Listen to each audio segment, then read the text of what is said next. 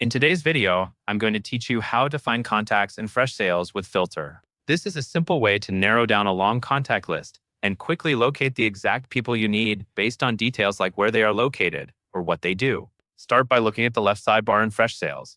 Find and click the contacts icon. This takes you to the contacts list view, where you can see all of your saved contacts in one place.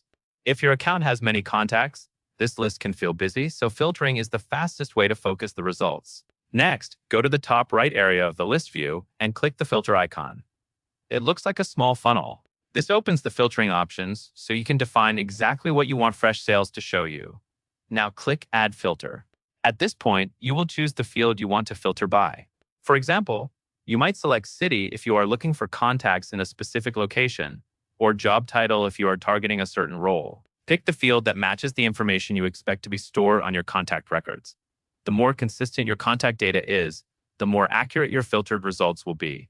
After selecting the field, choose an operator. The operator sets the rule for matching your search. One common option is in, which is useful when you want contacts that belong to a certain value or set of values. Once the operator is selected, type the value you want to filter by.